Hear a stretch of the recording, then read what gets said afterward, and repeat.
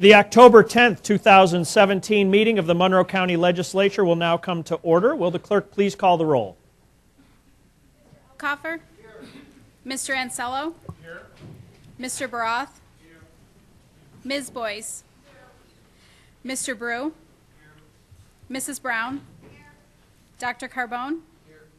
Mrs. Conley? Here. President Daniele? Here. Mr. Delahanty? Here. Mrs. DeFlorio? Here. Mrs. Draw? Here. Mr. Felder? Here. Mr. Flagler Mitchell? Here. Ms. Harris? Here. Mr. Hebert? Here. Mr. Howland? Here. Ms. Cayley? Here. Mr. Lightfoot? Here. Mr. Marionetti? Here. Mr. Michike? Here.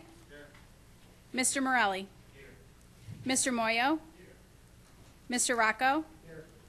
Mr. Shepard? Here. Ms. Taylor? Here. Mr. Terp? Here. Mr. Wilcox? Here. Mr. Zal is excused. Please remain seated. I'd like to introduce the Reverend Myra Brown of the Spiritus Christi Church, who has been invited to join us this evening by Legislator Lachey Harris.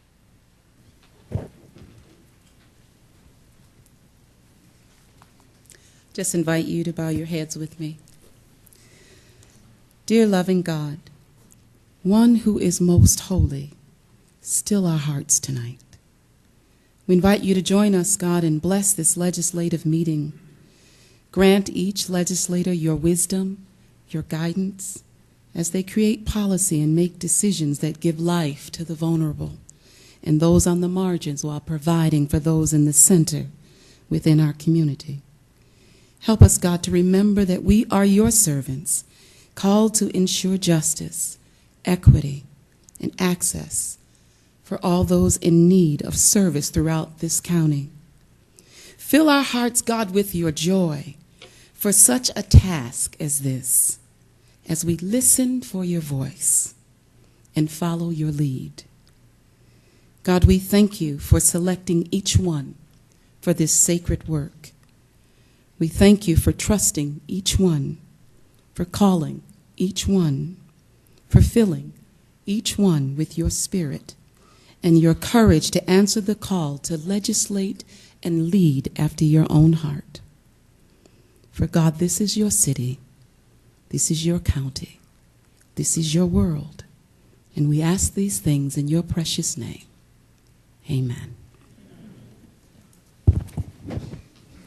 Thank you, Reverend Brown.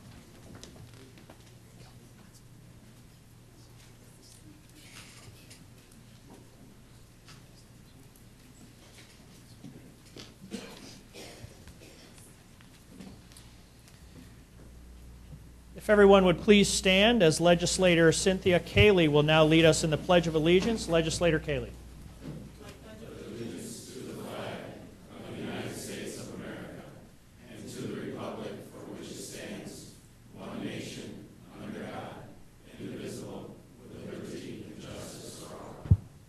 I ask that you remain standing, and without objection, we will take agenda item number 25 out of the regular agenda order. Agenda item number 25 is moved by Legislator Marionetti and seconded by Legislator Cayley. Will the clerk please read the resolution in memoriam for Judge Elizabeth W. Pine, longtime State Supreme Court Justice and former Monroe County Family Court Judge. Expressing regret of the Monroe County Legislature on the recent passing of Judge Elizabeth W. Pine, longtime State Supreme Court Justice and former Monroe County Family Court Judge. Be it resolved that the Monroe County Legislature hereby expresses its deep sympathy at the recent passing of Judge Elizabeth W. Pine, longtime State Supreme Court Justice. And whereas Elizabeth passed away on August 28, 2017, at age 83. And whereas Elizabeth was born in Saranac Lake, New York, she attended Smith College and after graduation attended Harvard Law School, where she was one of the only women in her class. Elizabeth moved to Rochester in 1963 with her husband Richard Pine. She practiced law in Rochester until 1973. In 1973, Elizabeth was elected a Monroe County Family Court Judge, beginning her 37-year career in public service. And whereas in 1976, Elizabeth was elected to state Supreme Court as the first female judge in the 7th Judicial District. She served as a trial judge throughout the 8-county district, as well as in the Bronx and Manhattan. In 1985, she was appointed to the court's appellate division and served there until her retirement in 2010. She is known as a trailblazer for women in the judiciary. And whereas Elizabeth was very involved in her community, she was a member of the county, state, and national bar association, a co-founder of the Greater Rochester Association of Women Attorneys, member of the Rochester Rotary, and part of many other groups in our community. When she was diagnosed with Alzheimer's disease in 2011, she volunteered for research programs and spoke at public events sponsored by the Alzheimer's Association. Elizabeth will be remembered for her love of the outdoors, devotion to our community, and commitment to the judicial system. And whereas Elizabeth was a loving wife, mother, and sister, she is survived by her husband, John Rumsey, her daughters, Margaret, Catherine, and Lisa, her stepchildren, Anne and Charles, grandchildren, Micaiah, Thomas, Owen, Madeline, and Claire, sisters, Barbara and Emily, and many cousins, nieces, and nephews. She will be missed by all who knew her.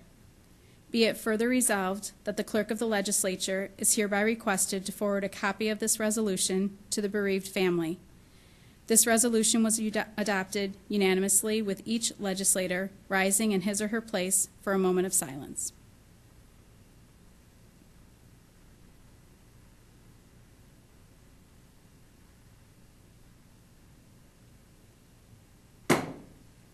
Please be seated.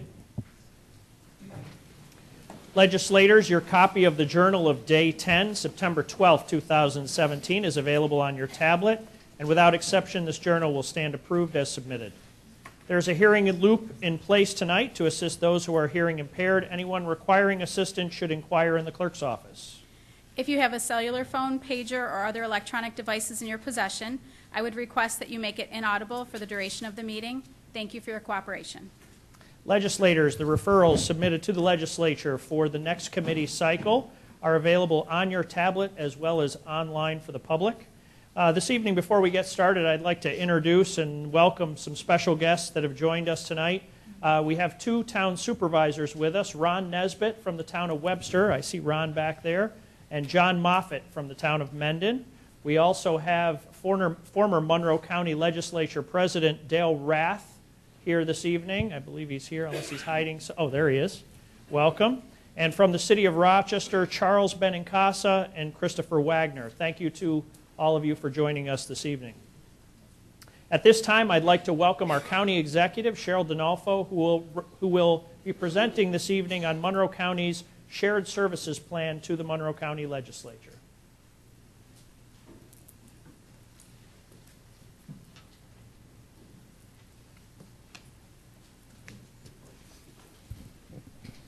Good evening, everyone.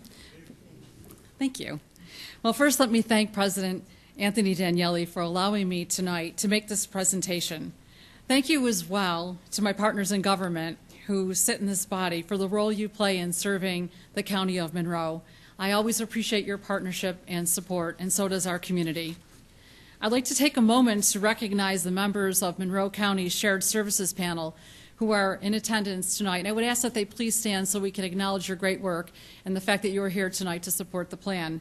With us tonight is Supervisor Ron Nesbitt from the town of Webster, Supervisor John Moffitt from the town of Mendon, and from the city of Rochester, Charles Benincasa, the Finance Director, and Budget Director Chris Wagner. Please join me in thanking them for being here this evening.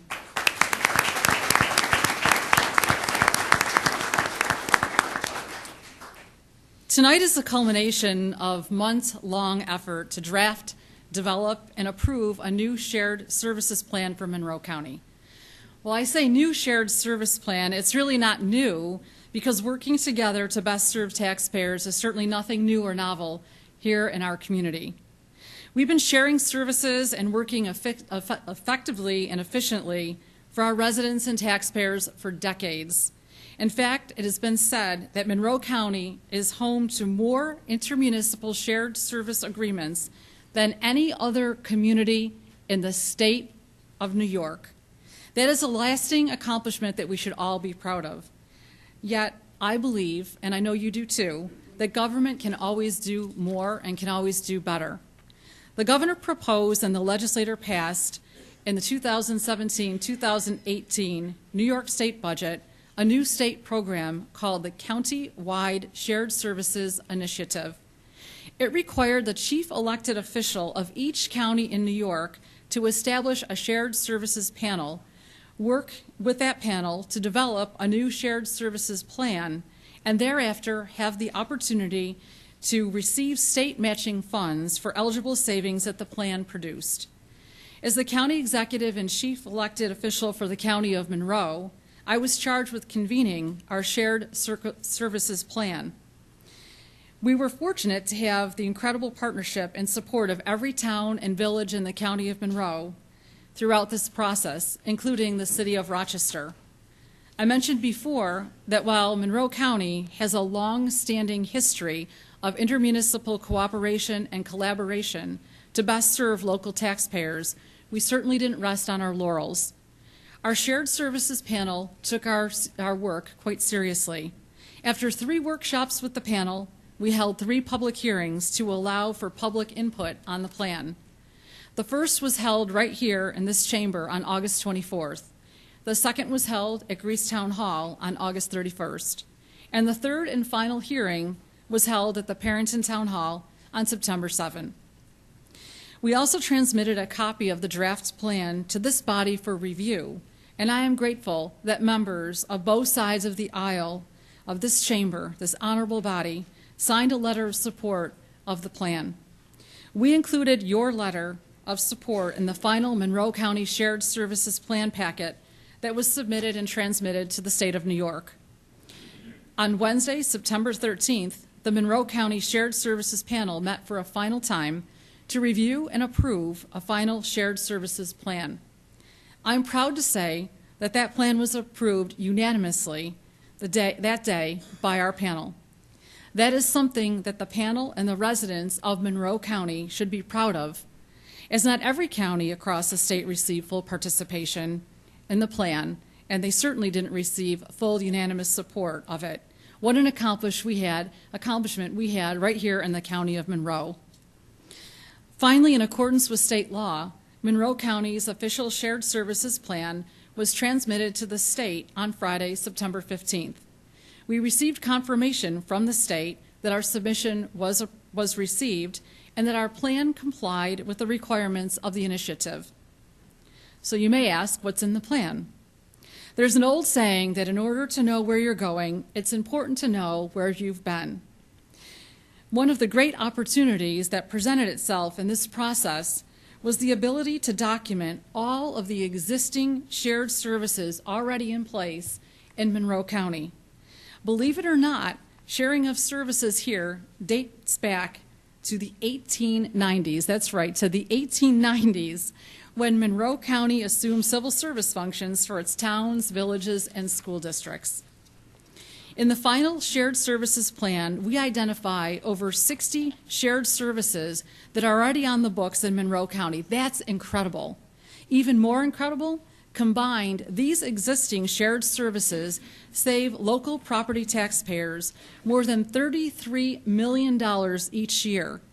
If you were to break that down per capita, that's an annual savings of over $44 for every man, woman, and child in Monroe County. Our existing shared services mean real savings for the taxpayers of the county of Monroe. What are some of Monroe County's existing shared services? Well, let's start with our state-of-the-art public safety training facility, which is used by our local fire departments, police departments, first responders across our community. It saves taxpayers approximately $800,000 per year. Then there's our city and county 911 center, widely recognized as a model for best practices, which saves taxpayers approximately $950,000 each year. The consolidated administration of the civil service program in Monroe County saves taxpayers over $2.6 million each year. Intermunicipal agreements covering snow and ice removal on county roads save taxpayers over $3 million per year. And our award-winning central library system, linking over 30 local library branches, saves taxpayers over $5.2 million each year. And those are only to name a few. Now you may be asking, what's in the new Monroe County Shared Services Plan? I'm proud to say that the single largest source of new savings in our plan also fulfills a major promise I made to this community, and that was the dissolution of various local development corporations, or LDCs, which will save taxpayers almost $2.4 million per year.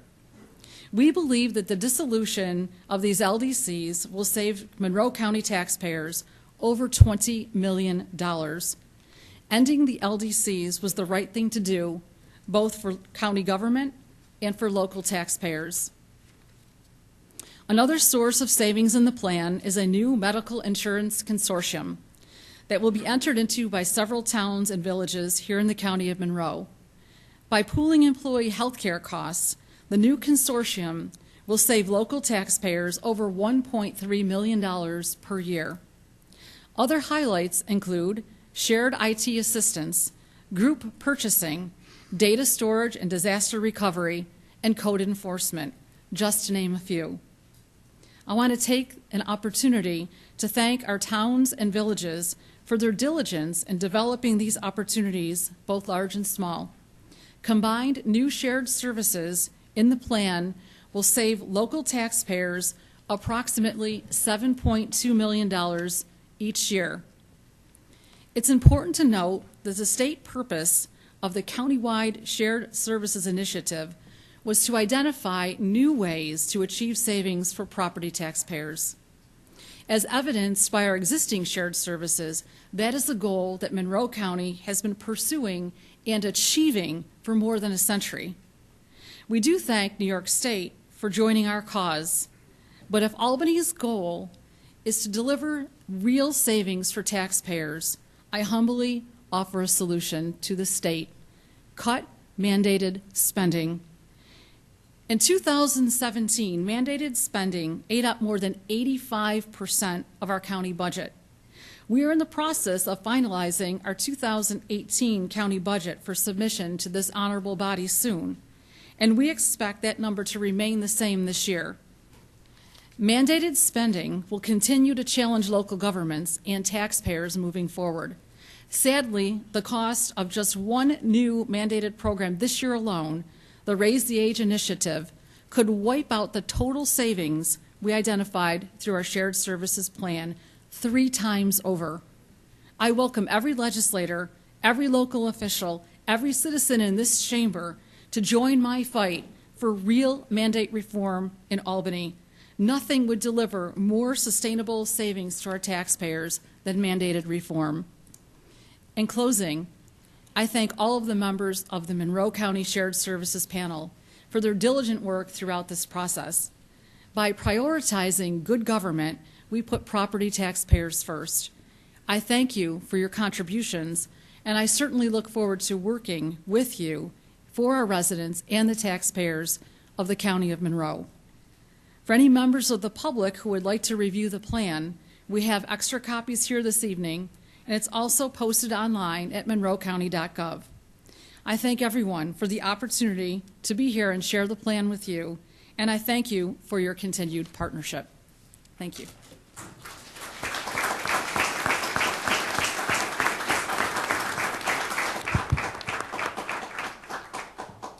Thank you, County Executive D'Onofrio. Legislators and guests, you may have noticed the painting displayed in the Legislature Clerk's office. This rendering of the legislative chambers was painted by former Legislature President Dale Rath. Mr. Rath wished to display it for us this evening, and he is in the audience tonight. And thank you, Mr. Rath, for sharing that with us. And if you'd like to say a few words, you're welcome to the podium.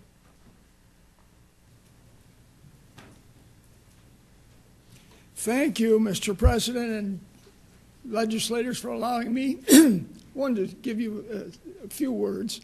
but also for allowing me to display the painting. I thought you might enjoy it. It's for me and my family. Some people leave their grandchildren journals or written accounts of their life. Some of them even leave money to their children. But I've decided to leave a pictorial history of how I've lived my life and hoping that they can follow suit.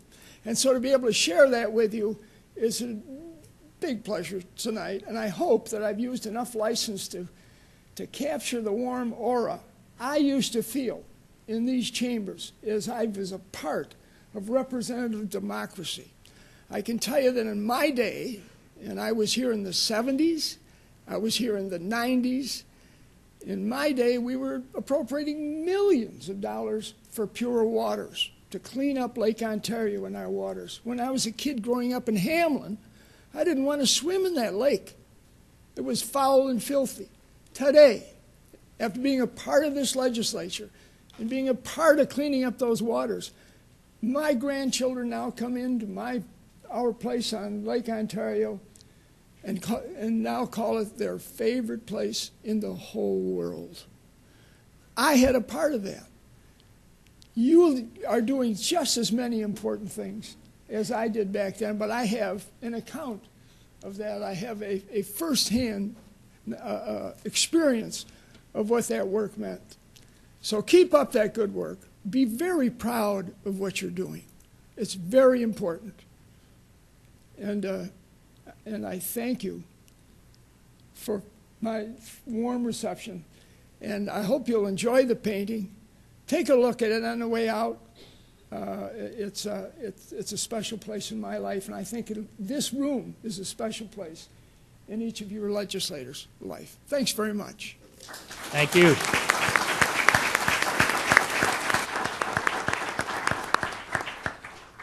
I'd like to take this moment to recognize several members of our legislative body this evening.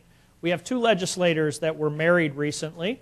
Legislator Lachey Harris, congratulations, you were married in August. And in September, believe it or not, somebody married Legislator Morelli. Congratulations, Legislator Morelli.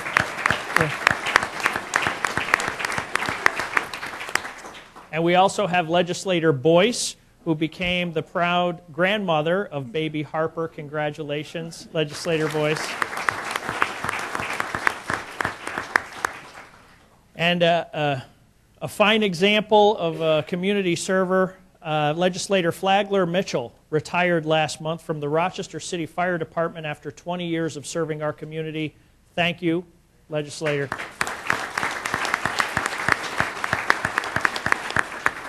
And last but certainly not least, please join me in wishing Dr. Joe Carbone a happy birthday tomorrow. Happy birthday, Dr. Joe.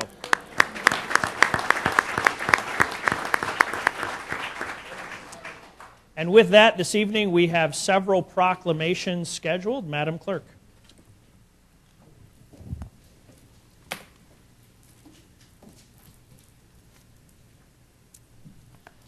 Would Terry Rice please come forward? Also, County Executive Cheryl D'Onofo, President Anthony J. Daniele, and Legislator John Howland.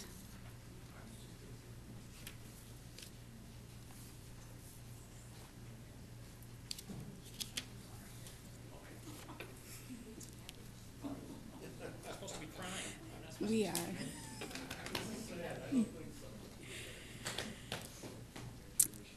Terry Rice has been a dedicated employee of Monroe County for over 30 years. His commitment to the Department of Transportation has made him a leader and a respected voice in the industry. And whereas, after attending Clarkson University, Terry began his professional career in Los Angeles County before returning home in 1986 to join the Monroe County Department of Transportation. Terry quickly rose through the department, serving as Senior Traffic Engineer, Associate Engineer, and Chief Transportation Engineer before being appointed Director of Transportation in 2000. And whereas Terry is known for his impeccable work ethic and the respect he commands from his peers, throughout his career he has overseen countless projects and has been instrumental in securing over $100 million in federal funding for vital transportation projects. Terry is highly involved in a number of public works organizations, including the Genesee Valley chapter of the American Public Works Association. In 2010, Terry received the honor of Public Works Leader of the Year and has also served a term as president of the New York State County Highway Superintendents Association. And whereas Monroe County has been fortunate to have Terry serve as the Director of Transportation for the last 17 years, his leadership has guided the department through a wide array of transportation challenges, and his impact will continue to be felt in the years to come. Terry has truly exemplified professionalism and commitment to public works in his time with Monroe County. Now, therefore, we, Cheryl Donolfo County Executive, Anthony J. Daniele, President, and John J. Howland, Legislator, District 13, on behalf of Monroe County, do hereby recognize and congratulate Terrence J. Rice on his well-deserved retirement from Monroe County Department of Transportation.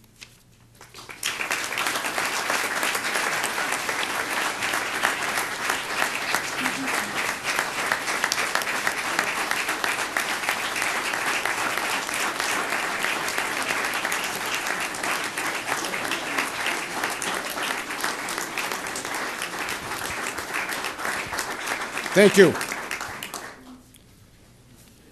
Wow, it sounds like I did all that work myself, but I got to tell you I didn't. Since I usually sit over here at these ledge meetings, and we have proclamations every time, and we like to get out at a reasonable time, I'm not going to go on too long. And my staff knows I can talk a long time, but I'm not going to. I would like to thank Cheryl, Anthony, and John, as well as all the legislators here, for this nice recognition. I'm very honored and humbled. I just looked at it as doing my job for the past 30-plus years, coming from Los Angeles County and then coming here with the Department of Transportation. Cheryl mentioned today about shared services, and I can't help but think of all the, besides the county, the towns do so much of the work for us, as well as we are the traffic engineers for the city of Rochester, so there's some of the shared services that she talks about of how we work together.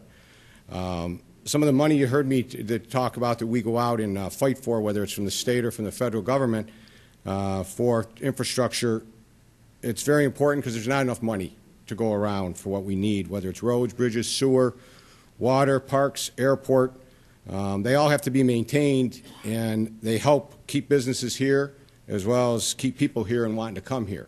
So I think infrastructure is very important, and I hope our fight's been successful, and I think it has. We always need more. There's never enough money, so we got to continue to advocate for state and federal dollars. I want to thank the administration, all my fellow department heads, as well as county staff over there. Most of all, my staff, some of them are here. They can stand up, my staff that's here. I know I got Scott and Tim and Tony. Thank them.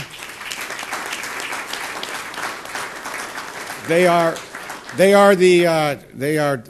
my division and department heads, and they are second to none throughout the county, if I do say so myself.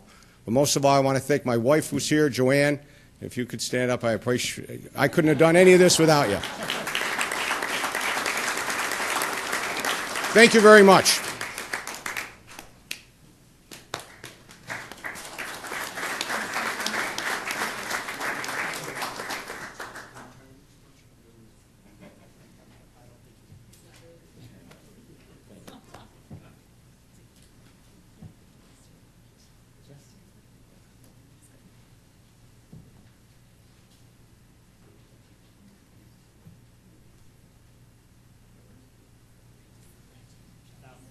Get back to work. You're still on the payroll. Go sit down. All right, next.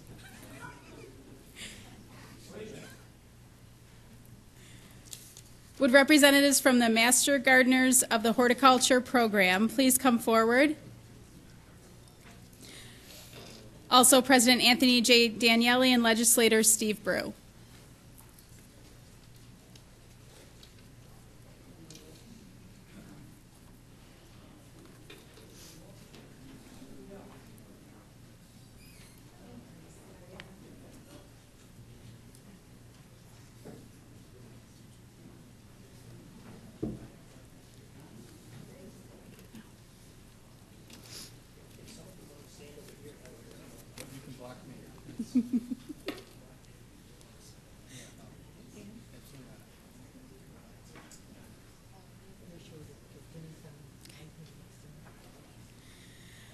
Monroe County continually recognizes the accomplishments of outstanding citizens in our community.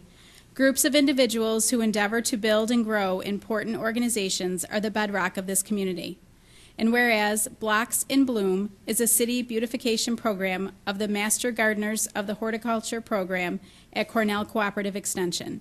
This program brings low-income communities in the city of Rochester together, providing tough-as-nails perennials to the neighborhood. The Master Gardener volunteers, mentor, and educate participants in preparing, planting, and maintaining their front yard gardens. And whereas this program builds a sense of ownership and pride in their homes and community relationships grow stronger through gardening. In 2017, 16 blocks in Northwest, Northeast, and Southwest Rochester, with a total of 130 households, participated. There were a generous total of 29 volunteers that led the project and helped the program be as successful as it was. And whereas the volunteers of the Blocks in Bloom program are dedicated, hardworking, passionate individuals whose love for science and the art of gardening, landscaping, and the environment create a successful Blocks in Bloom program. Now therefore, we, Anthony J. Daniele, Monroe County Legislator President, and Steve Brew, Legislator District 12, on behalf of the Monroe County Legislature, do hereby recognize Master Gardeners of the Horticulture Program in their successful Blocks in Bloom program.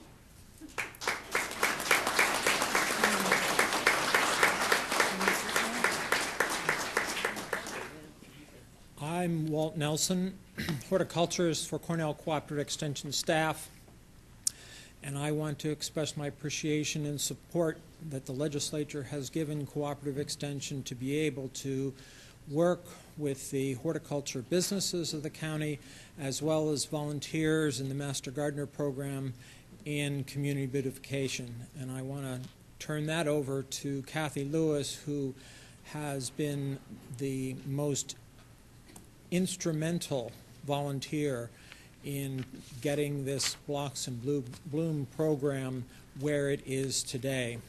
Kathy? Thank you, Walt, and thank you to all the members of the county legislature for your support of Cooperative Extension and tonight of the Blocks in Bloom program. I just want to call your attention to the wonderful volunteers that make this possible. Last year we received some 1,700 donated perennial plants that we distributed to our 17 blocks. And these are some of the blocks that are here today. So we've got represented block captains from Epworth. We've got mentors, Master Gardener from Davis Street, thank you, from Barker Street, Seward Street, Lyle Avenue, and Manchester Street, right? Anybody else represented? All right, and those are just some of the blocks that we're working with. So we thank you very much for your support, and if anyone has plans to donate, we're always looking for them.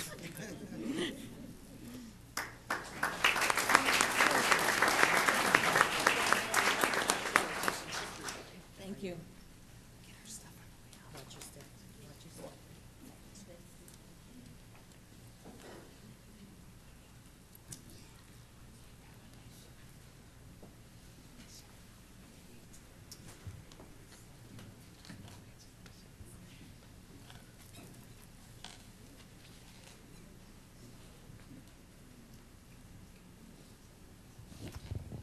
Legislators, there are no formal committee reports scheduled for this evening. We will now hold the public forum. We have several people registered to address the legislature this evening. Madam Clerk. If you require assistance, a deputy is available to assist you in approaching the lectern. I will call 3 people forward at one time. Each speaker will have 2 minutes in which to address the legislature, and kindly conclude your remarks when the timer sounds and exit through the back of the chambers. Thank you for your cooperation. Our first 3 speakers will be Charlie Ennis, James Hunt, Yolanda Batista.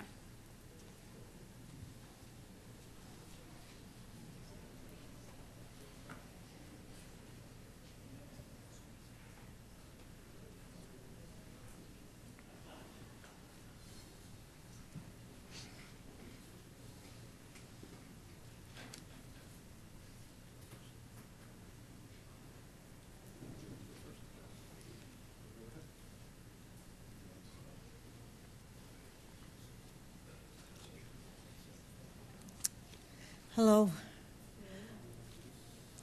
Again, I'm here for to talk about the Child Protective Services. Okay, as you all know, my grandson was returned back to his abuser.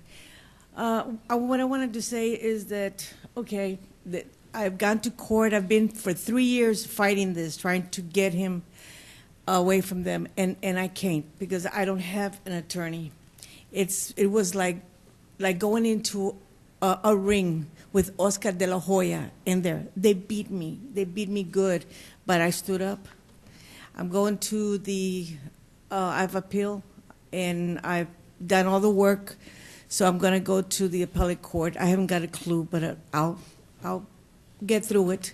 What I want to say is there's no help for people like me, people, grandparents or non-parents that to defend these children. These children, they go back to their abusers, and then what I was told from Child Protective Services was, well, wait till they go to school, and in school somebody will notice something and they'll report it.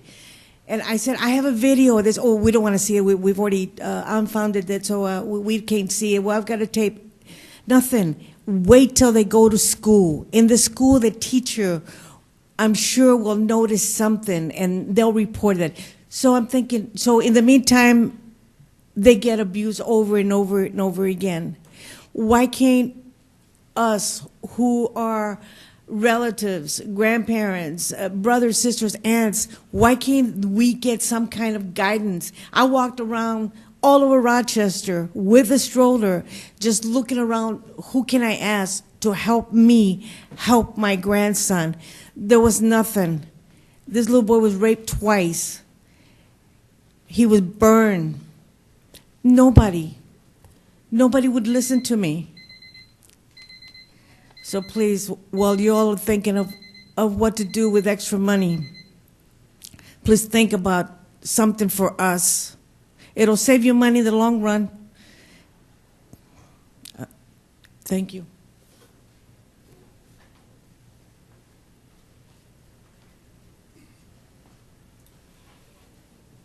President, County Legislature, ladies and gentlemen, I was hoping for more than 2 minutes, but I had bullet points, but I'm just going to try to summarize. My name is James Hunt. I'm a veteran. I went to Joe Robach's office about a year ago because Unity Health had discarded my records that I found out, but I was never notified. And according to the hospital, that's their procedure now, and it's a New York State law. I don't know the name of the law, and I don't know if it's still in effect. I'm here tonight hoping that if you go to Albany, you'll ask for an addendum to this law that allows veterans, when they go to the VA and the private sector, are now trying to work together. Because if the VA gets backlogged, they can send us to the private sector clinics and hospitals. Therefore, when we go to admitting, it would be nice if we could check a box that shows that I'm a veteran, show my ID, go through the process of my getting diagnosed and getting taken care of. And if I'm in for a day or two, I have pneumonia problems since tech school training in 1967 in Amarillo, Texas, in the Air Force. I had another episode, the last episode I had was June 3rd this year. Many in between. So if I want to make a claim as a service-connected disability, I need my records. So the records that are from 83 to 95, they're gone. So I'm here to try to make sure that we get something done for the rest of the veterans in New York State. I think that they should be notified. I was never notified that the records would be thrown away. I wasn't allowed an amount of time to come and get them. I was in Virginia from 2005 to 2015. I'm back home now. I went to the big office upstairs at Unity Health, Long Pond Road. I talked to the director there, Dawn King. She wrote a letter. She wrote a letter to the Janesville, Wisconsin intake center for the VA, where I have to send my information for claims. And I told them that there was going to be a void, and she sent them a letter to verify that fact, that they were certainly thrown away by that hospital. So now I have a void for all of the pneumonias I've had between 1983 and June of this year. So it's going to be difficult for me to prove my case, but I'm working on it. I thank you for your time, but please, an addendum on that law to allow the veterans to be noted in admitting, and then when we're discharged, now that everything's digital, they should be able to give us our records in our hand. That way we can put them into our VA health care, private care. Thank you. Nervous. Thank you. Our next three speakers are David Attridge, Becky Baker, and Jeff Welcher.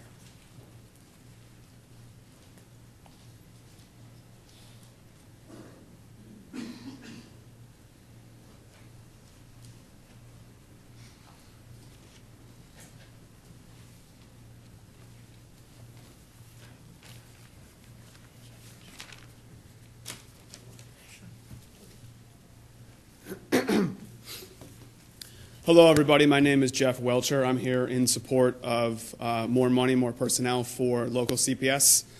I have spent a few hundred hours this year volunteering at Bavona Child Advocacy Center, where I have seen and heard of the need, and the need is certainly there. So I'm very happy to see that Monroe County is going to be taking action on that in 2018, and I'm very much in support of that.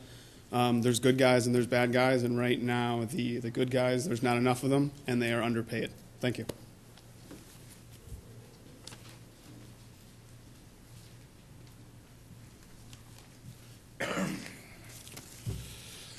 First of all, thank you for giving me the opportunity to come out here today. I know many of you, respect many of you right here. What I come out to today to talk about, again, is this whole drug pandemic that we are having in this county, in this city. We see from a few weeks ago, we lost 169 people, 169 residents of this county we lost. When is it going to stop? When are we going to do something? I ask you today to go out and get the resources. Begin the talking. Talk to the community. It's going to take a community to close this down. We need to be proactive, not reactive. It always seems like we're always coming when there is a big disaster. When is a big disaster with 169 residents that have died? How many more families must go through losing a son, a daughter, a grandchild, a loved one? To me, this is the worst health crisis we could possibly have right now. And we need to come together. People need to come out and start talking. We need to show. We need the leadership. The community is looking for that. I get calls every day. What is going on? What are we doing about this? I get people that are visit. What is going on? What can I do? I ask for the leaders to come out and talk about this. What is our plan? There's just not one solution to this. There's many, many that are needed. And we need it. And we need it in all different areas. 18 people we lost on probation last year to ODs. Was probation able to offer them services? Was there someone able to do that? CPS. We hear a lot about CPS. A lot of deaths could have been avoided if the parents had been approached and maybe offered some services. So I ask for everybody to come together, because this is what it's going to take, is a community coming together in order to even put a dent into this. But we first need to start talking. I guarantee you we have probably surpassed that 169 this year. I stopped counting at 27 funerals. Thank you.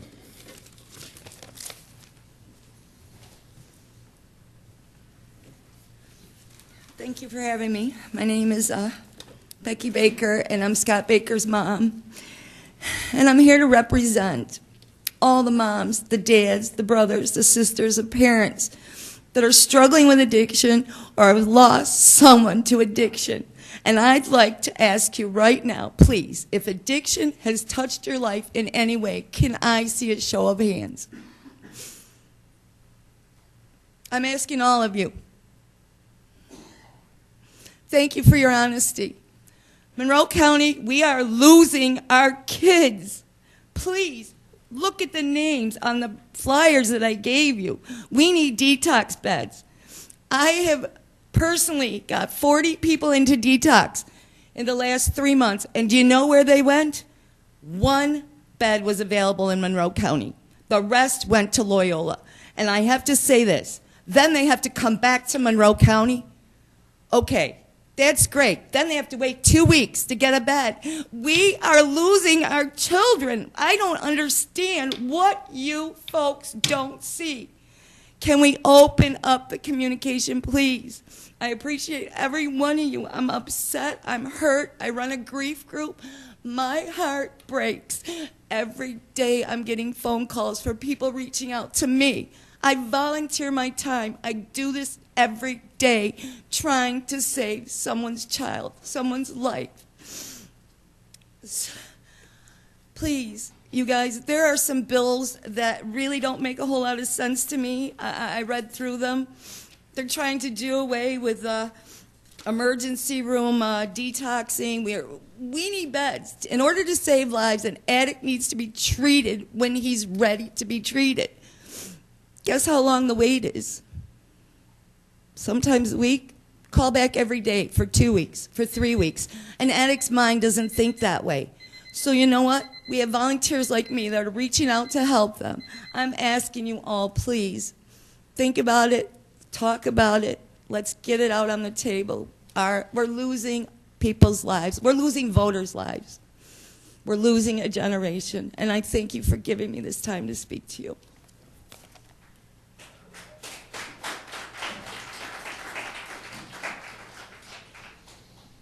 Our next 3 speakers are Lexi Popovich, Cynthia Reddick-Ledestri, and Larry Marks.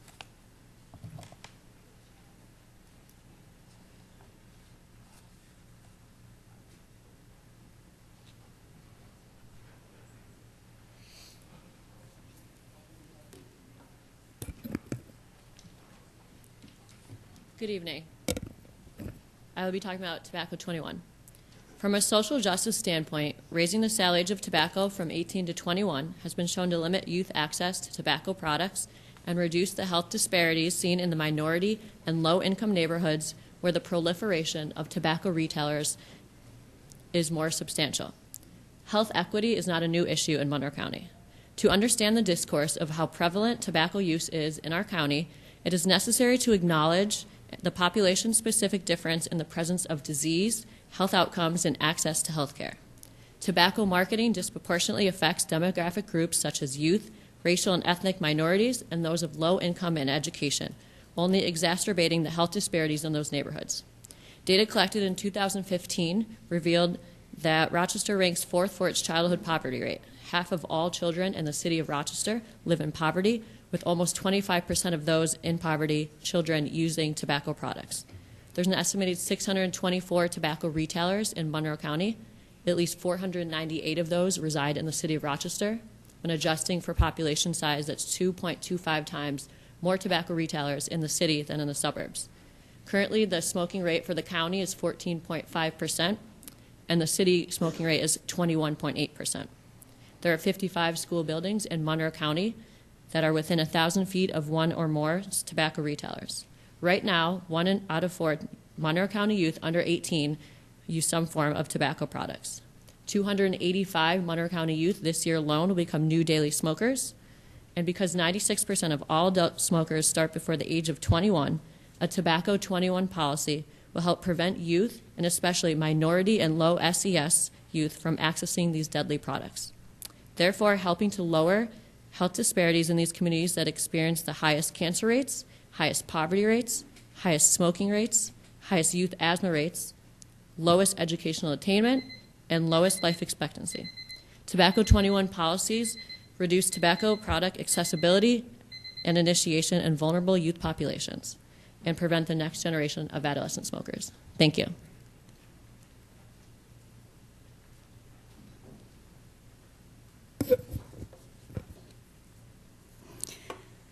I'm Dr. Cynthia Reddick-Ledestri, and I'm here today on behalf of two very different organizations to support legislation to raise the legal age of tobacco sales to 21.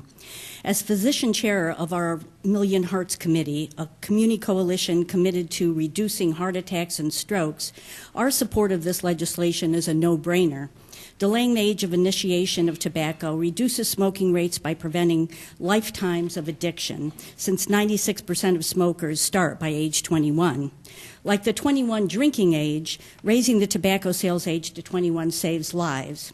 But today I'm also here representing the business community of Monroe County as I speak on behalf of Ledestri Foods Incorporated, which is owned by my husband and which employs 750 people here locally. We at Ledestri, like most businesses, struggle with the skyrocketing cost of health care and the drastic effect it has on our bottom line. Policies to save on health care costs are policies that we and most businesses can support. When Wegmans stopped selling cigarettes in their store in 2008, they explained that, quote, "We understand the destructive role smoking plays in health." Businesses recognize that policies to reduce smoking rates will take their corporate health care, help reduce their corporate health care costs and therefore improve profits. Businesses don't hate all regulations. We just hate the ones that prevent us from getting to a robust bottom line. Don't forget Warren Buffett's comment that healthcare costs are, quote, "the tapeworm of American economic competitiveness." And what about the potential concerns of the convenience store owners? Where T21 laws are already in effect, not a single convenience store has gone out of business as a result. Not surprising, because tobacco sales to youths between 18 and 21 are only 2% of retail tobacco sales. There's a lot of tough decisions we need to make about health care, but this one isn't tough. It's easy. T21 saves lives and helps businesses prosper. Let Monroe County lead the way.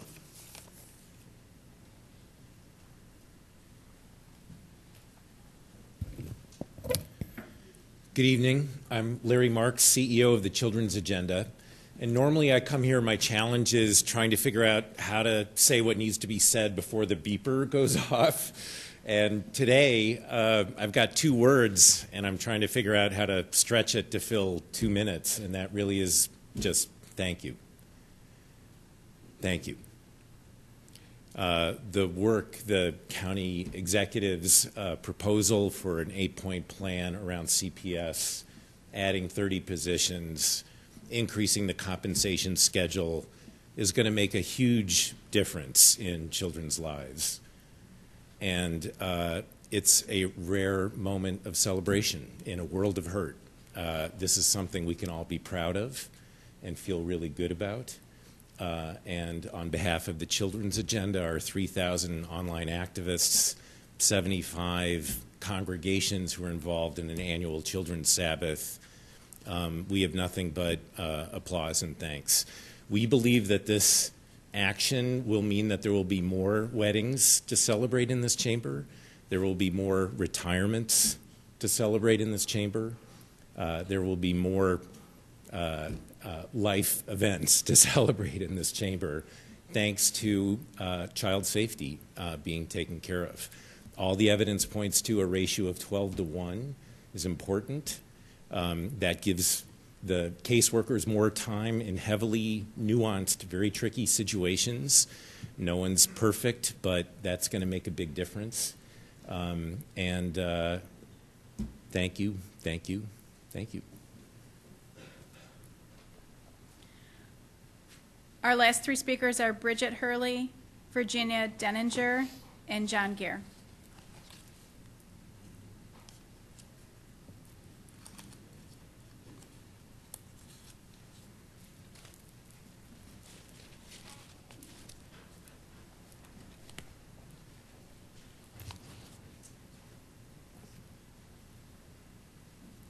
Good evening. I could just echo Larry's remarks because that's exactly how I feel. Just very, very grateful and excited and relieved. So I repeat that thank you. But I will take the chance also to let you know I was in Albany this morning meeting with the New York State Association of Counties staff on the Raise the Age legislation So just a reminder for folks who maybe don't know, Raise the Age was the bill that was passed this past state legislature season that will now mandate that 16 and 17-year-olds in New York State be treated as juveniles in the criminal justice system as opposed to being treated as adults, which has been the case. This is an incredibly complex law. This is a very complex system. It's going to be really hard. It's not a perfect law. I just take the chance to tell you we are in this to make it work for kids. We know when it's done well, children's lives are changed and our community's life will be changed, and we're very committed to that. And we ended the meeting with Steve and his staff, who sends his regards, by the way. He said he's a big fan of County Executive D'Onofrio, that we want to make this work, and we know that means that the state has to fund it. I do want to give you a little bit of hope, though. I'm going to read you a quote from the governor of Connecticut after they passed Raise the Age. Raise the Age resulted in a significant decrease in the number of cases, and today I am proud to report that we now have the lowest number of juveniles in pretrial detention. And he just goes on to say their estimates did not pan out the way they thought. They have fewer kids in detention now. Their costs are actually lower than they were 10 years ago when the law changed. So again, if we do this right, and what does it mean to do it right? Again, relating right back to the CPS situation, it's prevention. They did a lot of evidence-based prevention work with young children that stopped them before they even got into the juvenile justice system.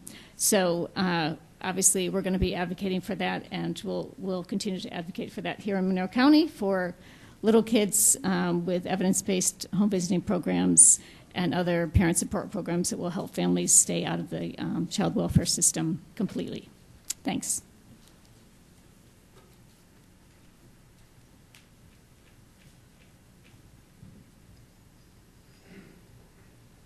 Hi, I'm John Gear. I'm Brooke Stagel's grandfather.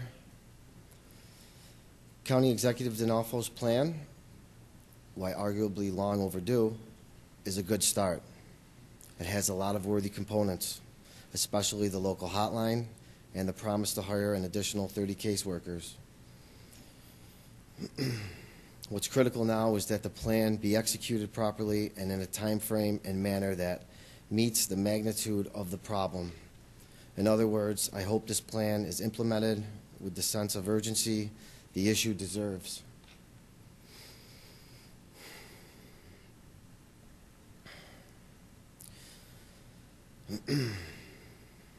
I also hope that the legislature does its job and monitors the progress of this plan. The issue is too important to leave it to one branch of government alone. I can assure you I'm not going anywhere until the caseworkers and the abused and neglected children of Monroe County have all the resources they need. And lastly, I want to acknowledge the Children's Agenda for all their hard work on this issue over the years and for the continued support of children across our community. Please accept my gratitude and a heartfelt thank you. Thank you very much. Love you, Brooke. This concludes the public forum. At this time, we will recess the October 10th, 2017 meeting of the Monroe County Legislature and convene the Pure Waters Administrative Board for Rochester Pure Waters District. The clerk will please note the attendance and read the first item on the agenda. Madam Clerk. PWeb Agenda Item Number 1, Referral 17-0259. Moved by Legislator Boyce, seconded by Legislators Howland and Draw. This is to adopt. Is there any discussion? There being none, all those in favor signify by saying aye. Aye. Any opposed? Item carries. Next item. Oh, I'm sorry. We will now recess the Rochester Pure Waters District and adjourn the Pure Waters Administrative Board. The October 10th, 2017 meeting of the Monroe County Legislature is now reconvened. At this time, we will now proceed with the consideration of motions, resolutions, and notices. Legislator Marionetti. Thank you, Mr. President. I rise to move all remaining items on the agenda with the exception of items 8 and 9. I have a motion to move items 1 through 7 and 10 through 24 Moved by legislator Marianetti, seconded by legislator Cayley. All in favor signify by saying aye. Aye. Any opposed? Those items carry. We will now go to item number 8. Madam Clerk. Item number 8, referral 17-0260. Moved by legislator Boyce and seconded by legislator Draw. This is to adopt. Is there any discussion? Legislator Lightfoot.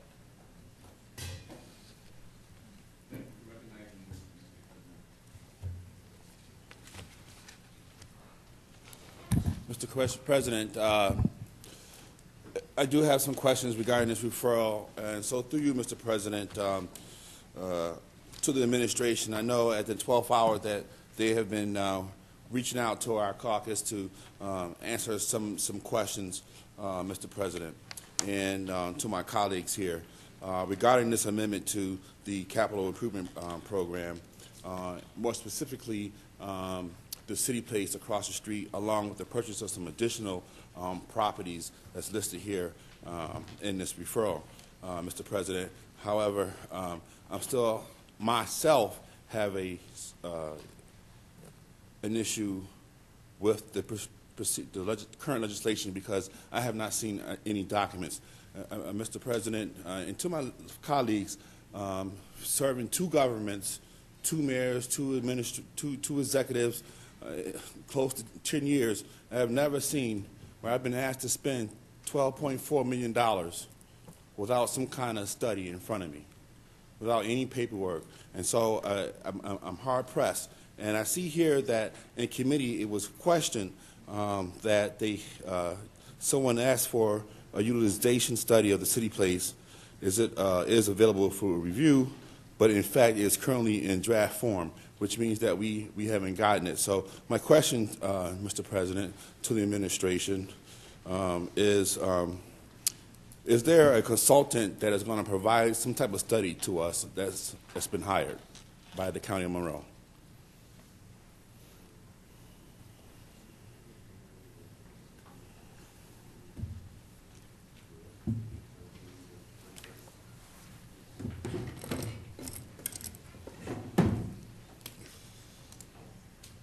Through the President, Labella has been hired to do that work. So Labella, through you, Mr. President, has been hired to provide us a study. Through you, Mr. President, to the administration, may I ask how much Labella was paid to do the study? How much was approved? I'm assuming it was done by this legislative body. Through the President, the contract with Labella is about $130,000. Through you, Mr. President, thank you so much for that information. So again, Mr. President, as I shared with my caucus and what I'm saying to my colleagues in regards to this, asking us for $12.4 million or some about to purchase a building that we have asked and paid for a study that we haven't even saw yet. So how do we put the cart before the horse, or however that saying goes? And I think that is necessary that we do see what we pay for, to at least read it and see what it says before we move forward. And so this, Mr. President, in this particular case, until I can have something like that in my office, I can't see myself as a responsible legislator to vote for, I guess, about 1% of what our actual $1.2 billion budget is in regards for this $12.4 million. Thank you. Is there any further discussion? Legislator Muyo. Thank you, Mr. President. I'd like to ask some clarifying questions about the contract with Labella and what they're to provide to the county. So through the President to the administration, is the $130,000 contract with Labella, is that for a utilization study only?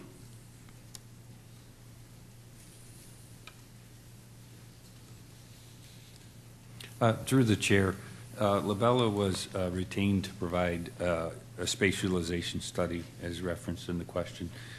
So they're really taking a look at the real scope of that effort is to look at the City Place building in particular and advise the county on how to best utilize the space overall, looking at programming and department usage and who might fit best in the space, and the adjacencies and the interaction between the various departments. So they're helping us develop a plan on how to best utilize the space going forward. Okay, thank you. I'm sorry, if I may continue.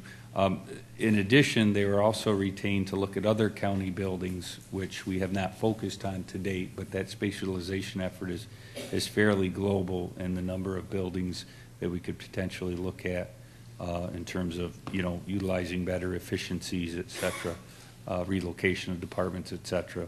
So it's fairly global. But Labella, as part of that initiative, was also asked to take a look at the basic condition of the building relative to the purchase.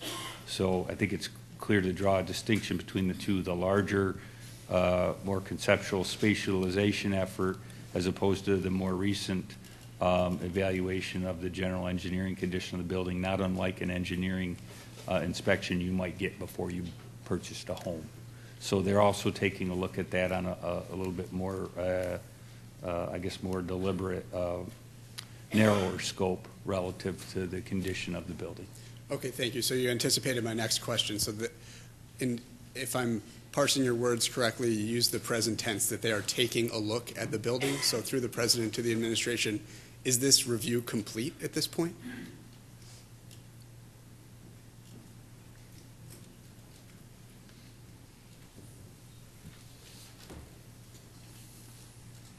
Yes, the specific engineering assessment relative to the purchase is complete, and some of the part one of the environmental evaluation is also complete. It's being conducted as part of the purchase process. There's a phase two part of the environmental assessment that's not yet complete. It's in a draft form. Those are, again, separate than the overarching space utilization initiative, which to date is still in draft. Thank you for that clarification. So, through the president to the administration, when do we expect the second phase of the environmental review to be completed? And a second part of my question, when might these reviews be in final draft form that could be reviewed by this body? Through the president.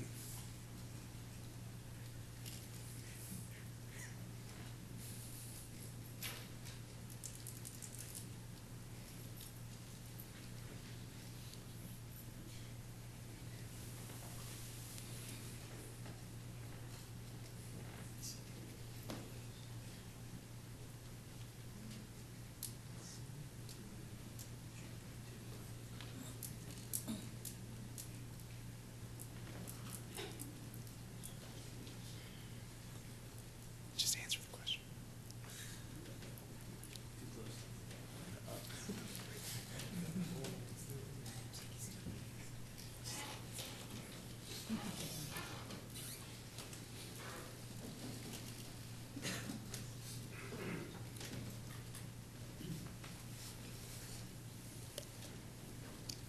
Through the chair, I apologize for the delay.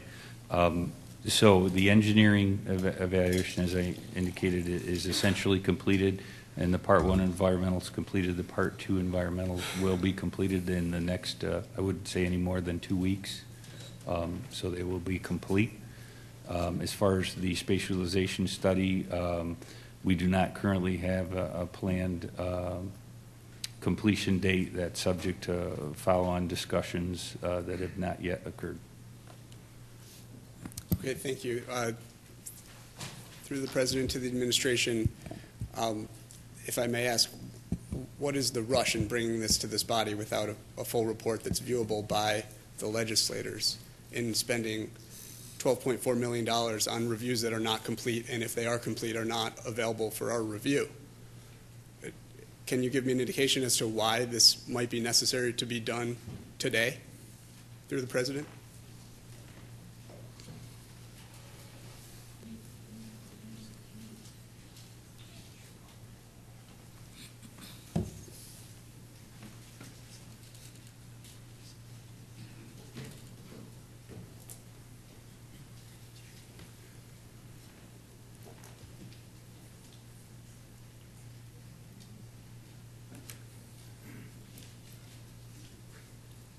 Through the chair, so the engineering analysis and the companion environmental review are really two pieces of information that are important to the purchase and acquisition of the building. Again, I referenced it, not unlike engineer's inspection you might do for the home. So you enter into the initial offer process, if you will, and then based on that follow-on information, that could have impact on the purchase negotiation. So that's where we're at with the engineering.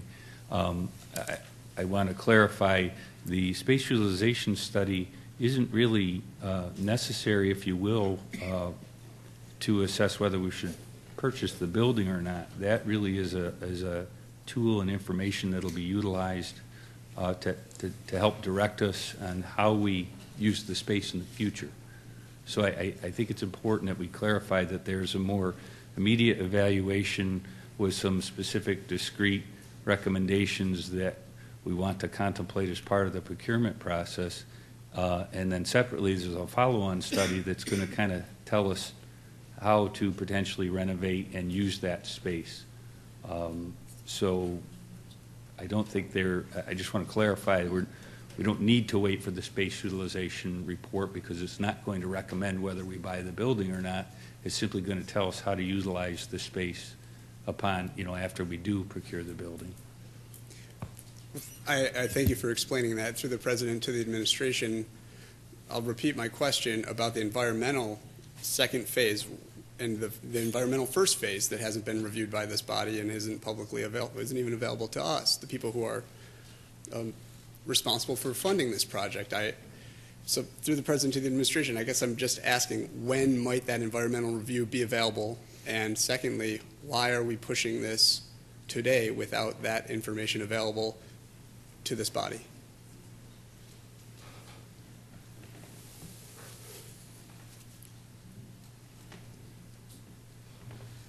Through the President, through the negotiations to purchase the building, there were deadlines that were set by the sellers, and in order to protect the county's interest, there are contingencies in the contract, the environmentals, the engineering studies, which still have to be negotiated with the sellers. That has not happened yet. It will happen, and there is the possibility in any contract negotiation that this purchase could not go forward because we can't resolve any issues that came out of either the environmental or the engineering studies. Thank you. So if I'm getting my answer correctly, through the President to the administration, is one of the contingencies in the contract that funding be available or be approved by this body on this date, on October 10th? Through the President, yes. By the end of October, yes. Okay, thank you.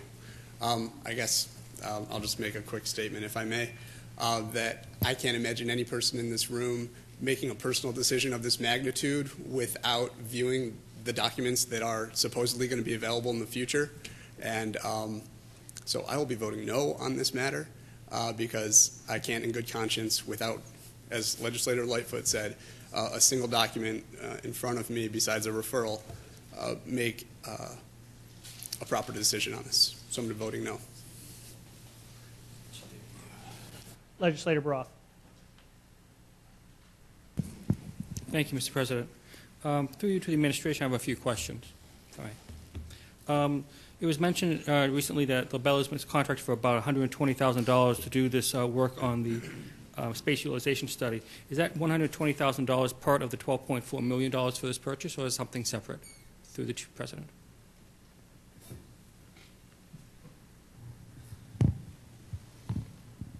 LaBella's scope and fee are separate from the purchase and acquisition. Thank you. Through the chair. And thank you for that answer. Through the President, you mentioned earlier, or the administration mentioned earlier, that the work on the engineering aspects of the study for the engineering aspects of this building were, quote, essentially complete. Since I asked for the this information be provided prior to this meeting, but was told it could not be made available because it was only in draft form. Since this part is essentially complete, I would appreciate if you give me a brief summary of what this section indicates. Through the President.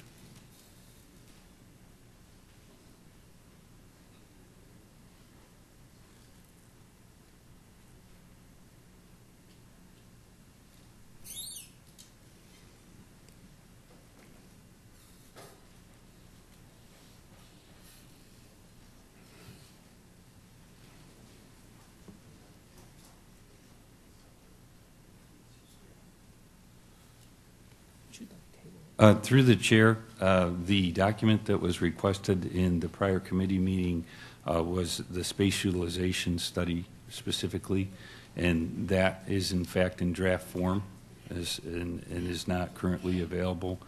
The engineering assessment that was referenced, the separate engineering assessment and the companion environmental assessments that are part of the purchase and ongoing negotiation aren't currently made available because they're really part of the ongoing, they're part of the contract contingencies and part of the ongoing discussions with the seller.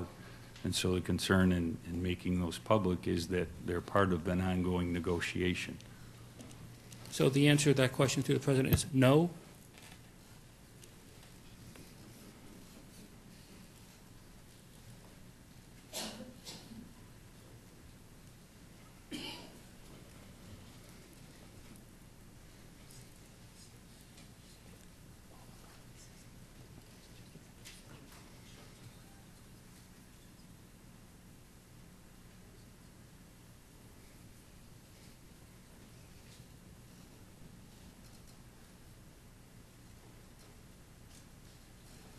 Through the chair.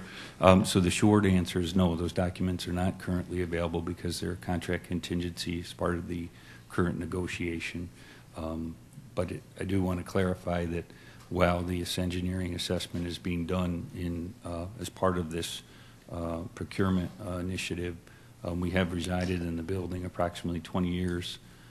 We do have a fairly good understanding of the building. We have a good relationship by way of a maintenance agreement with the property owner, and so it's not as though the building itself is unfamiliar to the county. Well, then I guess I'll make a brief statement that I should suggest to this body that we should either table this motion until we actually can see this information in more detail and not rely upon the good trust, or if that's not a palatable suggestion, perhaps we should move to executive session and then have this discussion. Yeah. Is that a question, Legislator? You know what? Let's make that motion. I move we go to executive session and discuss the matter of the engineering report since we don't want to make it public. I'll rescind the movement. I'll take the move back. Okay.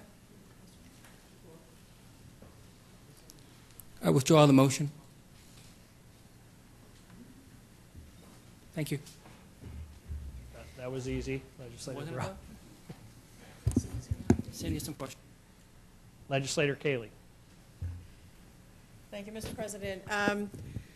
We had a brief discussion on this referral in caucus prior to the meeting, and some questions came up that I can honestly say I did not ask in Ways and Means, and a lot of them have been asked now. But through you to the administration, when you buy a building or sell a building, your environmental study is done, and if I'm correct, if you don't quite pass the first one, phase 2 is ordered?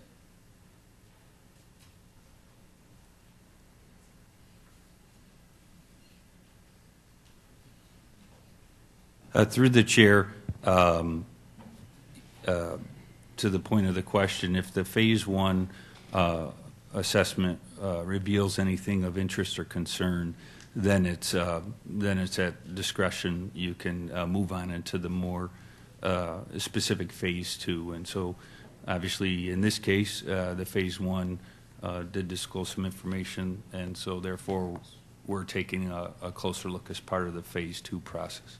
Thank you. And then through the President to the administration, are we purview to that information as to what triggered the second phase?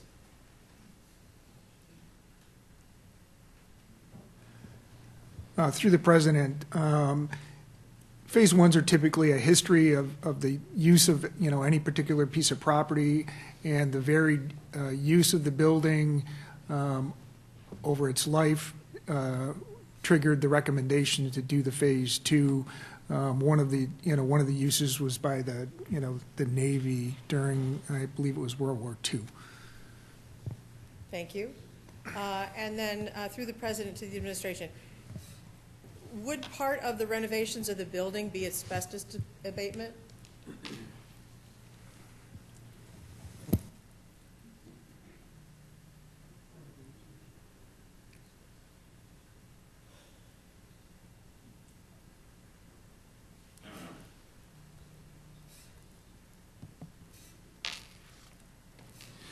Through the President,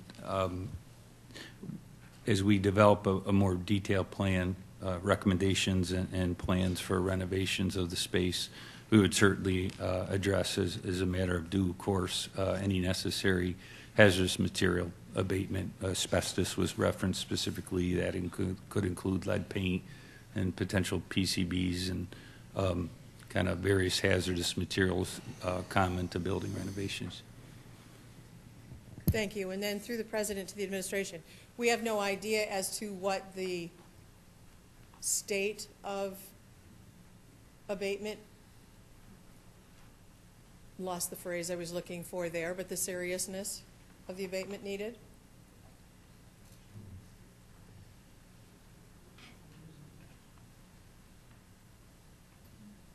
Through the President, we know the building received a significant abatement and renovation in the late 90s prior to the county occupying it, I believe in July of 1998.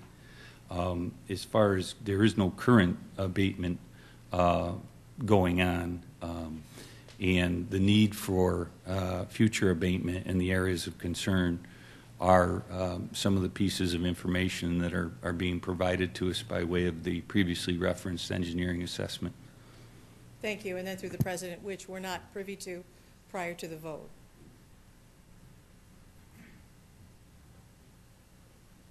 Is that correct?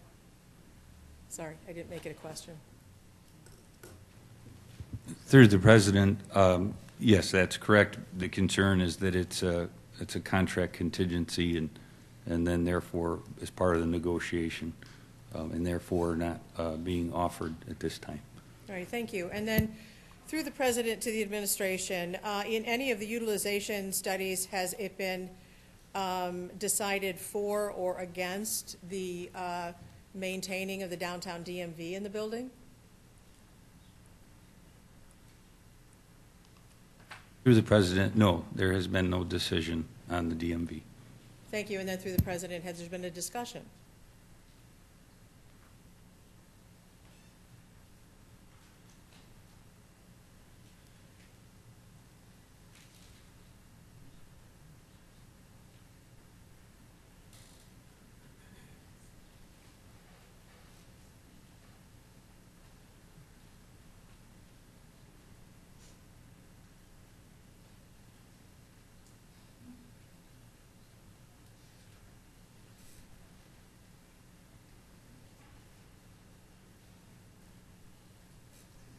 Through the President, the specific assessment or discussion about the DMV and its role in future utilization at City Place has not been discussed or evaluated at this time.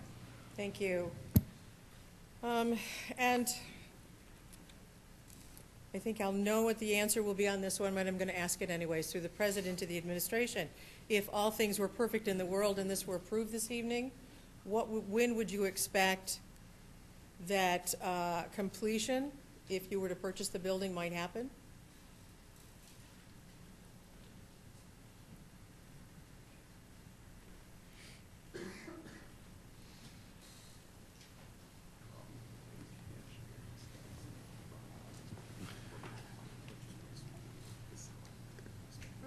Through the President, the anticipation of, I believe you're asking about a closing would be sometime in 2018 after we finished, negotiating any of the issues that may or may not arise out of any of the studies that have been completed or will be completed.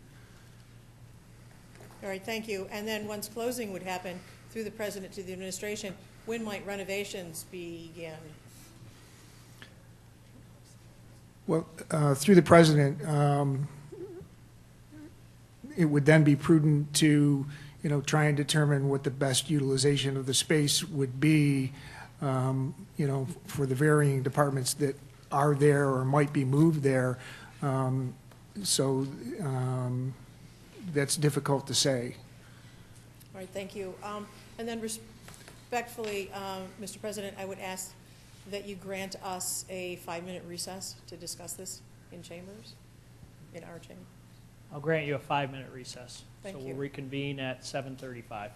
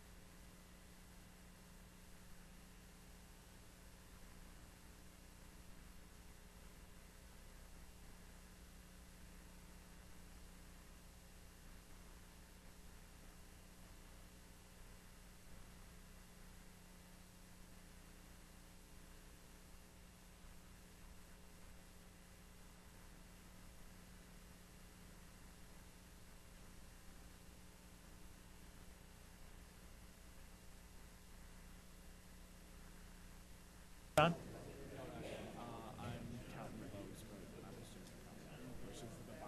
Right.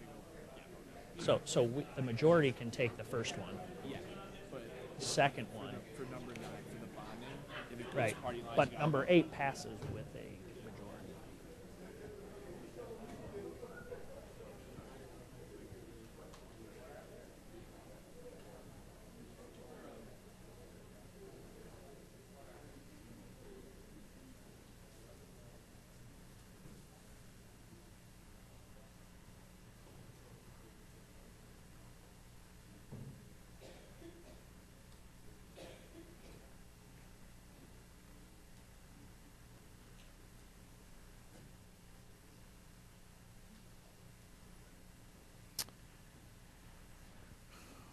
We'll now reconvene tonight's meeting. Legislator Broth.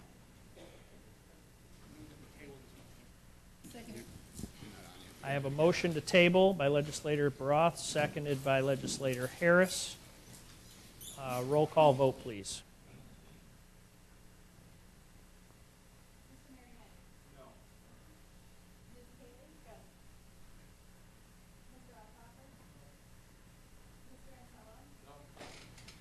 Mr. Broth? Ms. Boyce? Mr. Brew? Mrs. Brown? Dr. Carbone? Mrs. Conley? Mr. Delahanty?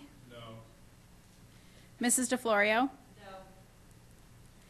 Mrs. Draw? Mr. Felder? Mr. Flagler Mitchell? Ms. Harris? Mr. Hebert? Mr. Howland? Mr. Lightfoot? Mr. Michikay? Mr. Morelli? Mr. Moyo? Mr. Rocco? Mr. Shepard? Ms. Taylor? Mr. Terp? Mr. Wilcox? President Daniele? No. 10 to 18, motion to table fails. Motion to table fails. Any other discussion? Legislator Marinetti. Thank you, Mr. President. Through you to the administration, I know it was touched upon, but what would be the consequences of not voting on this tonight? Meaning if we were to wait, are there consequences? If there are, what would those be? The contract requires, through the President, the contract requires an answer by October of 2017. So if the seller could walk away. Okay. And through you, Mr. President, to the administration, is there information you can give us as far as a cost difference of if we were to continue with a lease versus purchasing at this negotiated price?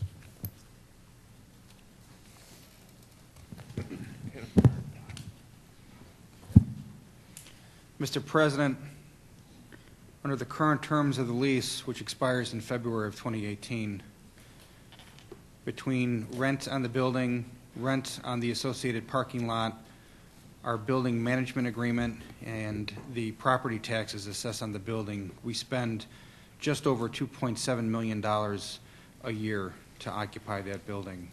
If we were to purchase the building, Mr. President, looking at an estimate of the annual debt service, a janitorial contract, the cost that DES will need to maintain that building, and then the city embellishment charges and our own Pure Waters charges, also throwing on 10% contingency because things happen, we're looking at just over $1.4 million in estimated costs. So, Mr. President, that would represent a savings in excess of $2.5 million a year, of which under conservative budgeting for 2018, I'm looking at a potential cost savings in 2018 of just over $421,000. Thank you, Mr. President. Legislator Lightfoot. Mr. President, through you to the administration, how much time has Labella, as a hired consultant, had to provide this utilization study with its companion of a Phase 2 environmental? How long have they had this contract, through you, Mr. President, to the administration? I'll continue standing.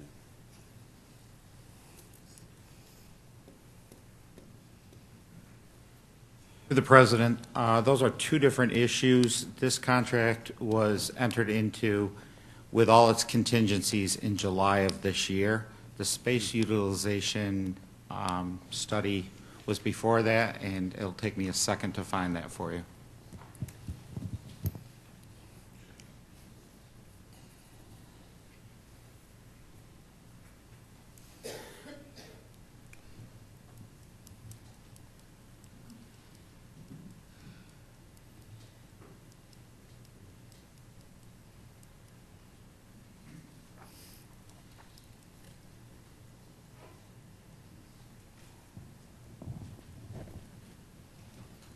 President, I apologize for the delay. It was in the first quarter of this year that the space utilization study was started in earnest. We had done some internal work beforehand to gather the information to get this, to give to the consultant so they could do a more efficient job. Again, with the environmental, the Phase 1 was started after the agreement was signed, and it was contingent upon a Phase 1, and if the county desired a Phase 2. 2 weeks ago, we did say we wanted the Phase 2 because of the information gathered in the Phase 1. And if we are not satisfied with what comes back from the Phase 2, it's a contingency so the contract could be stopped. That's the same way with the engineering, which was started at the same time. If there's any problem with the engineering, the county does not have to proceed with this deal. It's just the same as when you buy a house. You enter into a contract with contingencies which allow you as the purchaser to walk away if they are not met to your satisfaction. Thank you. Thank you very much.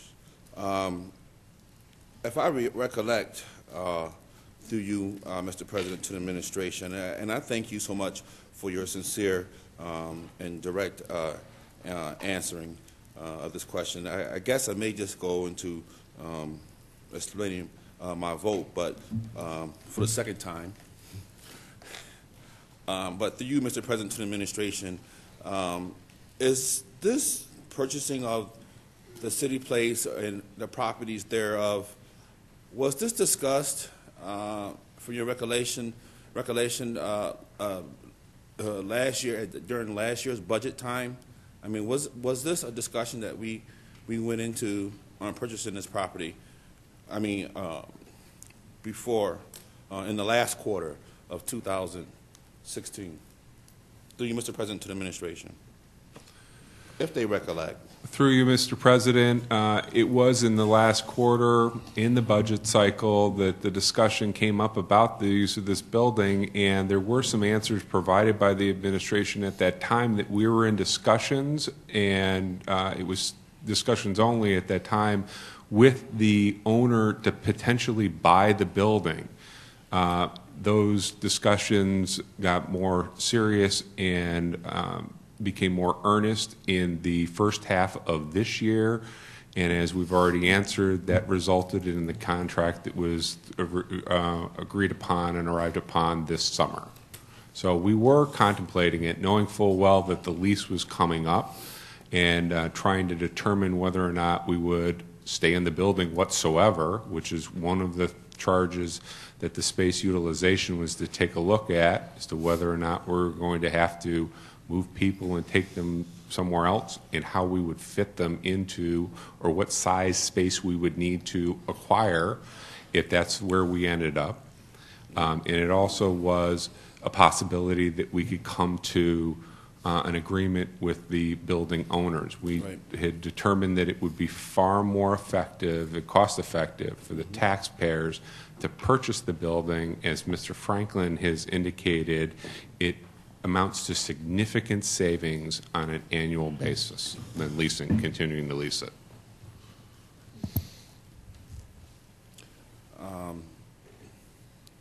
Significant, that always throws me. Significant would be either 5 or 10% of. Thank you so much.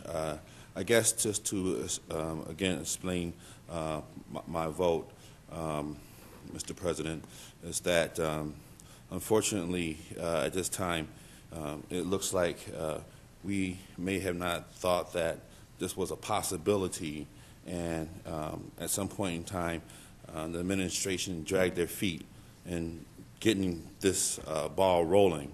And now, since the hour has come, they're asking for something that is to be rushed, when typically there are some basic protocols for good legislation that takes place. One being information provided to the very lawmakers or the people who approve such quantities of money equaling 1% of a $1.2 billion budget. So, again, Mr. President, in explanation of my vote, I still will remain to vote no. Thank you. Legislator Muyo. Thank you, Mr. President. Under the last bit of questioning that I had, I believe it was stated that one part of one of the reviews might be completed in the next 2 weeks. So I just want to confirm that if I was correct in remembering that through the President to the administration. Was that stated?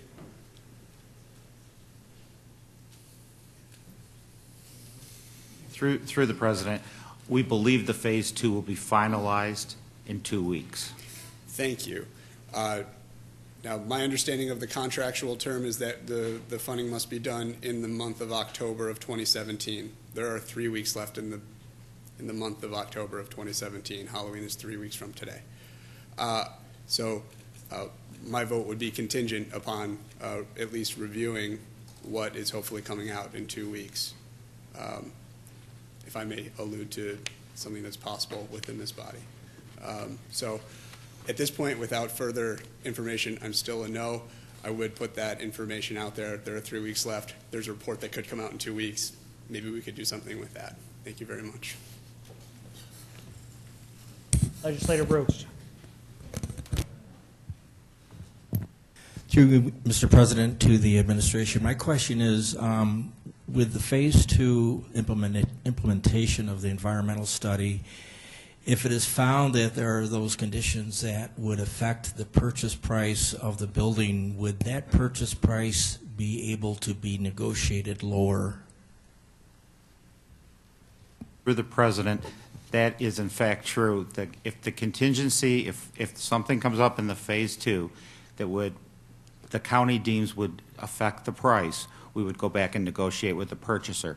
If they agreed to reduce the purchase price to what we thought was appropriate for the issue, then we would proceed. If they didn't, we would then terminate the agreement. Okay. Thank you. Any further discussion? Legislator Cayley.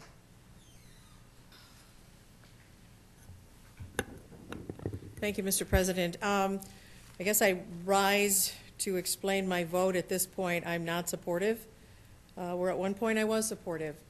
But I do feel that with the amount of time that was given to conduct this, to give us information that we're not going to get until after the deal has been struck, is one of those instances where I always struggle that we are asked to give considerable savings going forward and will most likely be blamed for not following that savings line, but yet we are asked to spend money and to approve it up front with no guarantee.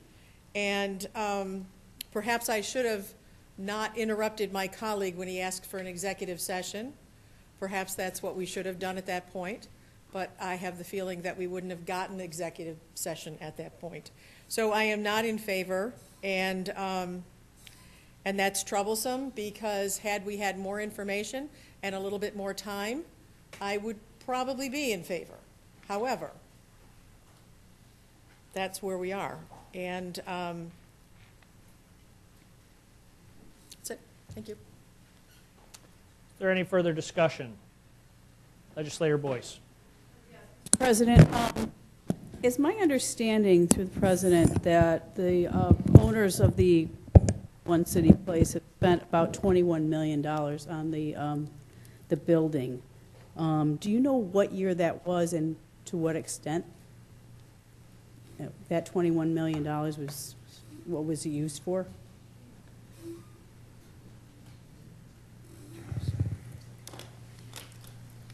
Through the President, the exact dollar amount that, that the owners spent on the building, I'm not really sure. I mean, the building was built out for the county.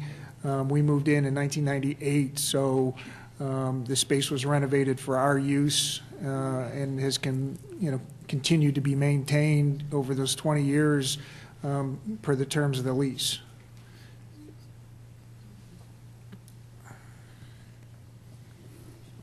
Any further discussion? Legislator Cayley. Thank you, Mr. President. Just one more question. At what capacity have we been utilizing the building for the last 10 or so years? Through the Full President. capacity, through the President to the administration?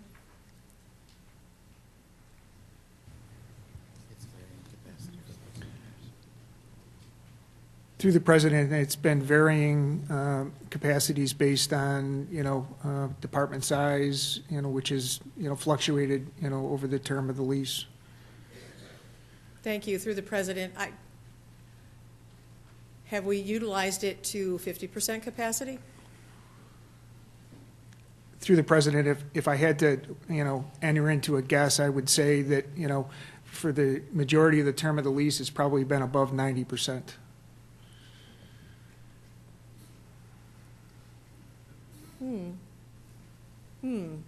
Thank you.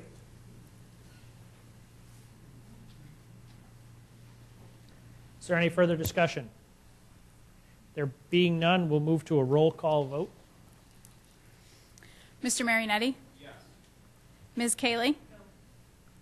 No. Mr. Alcoffer? Yes. Mr. Ansello? Yes. Mr. Baroth? No. Ms. Boyce? Yes. Mr. Brew? Yes. Mrs. Brown? Yes. Dr. Carbone? Yes. Mrs. Conley? Yes. Mr. Delahanty? Yes. Mrs. DeFlorio? Yes. Mrs. Draw? Yes. Mr. Felder? No. Mr. Flagler Mitchell? No. Ms. Harris? No. Mr. Hebert? Yes. Mr. Howland? Yes. Mr. Lightfoot? No. Mr. Michike? Yes. Mr. Morelli? No. Mr. Moyo? No. Mr. Rocco? Yes. Mr. Shepard? No. Ms. Taylor?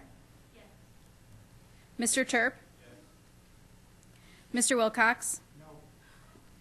President Daniele? Yes.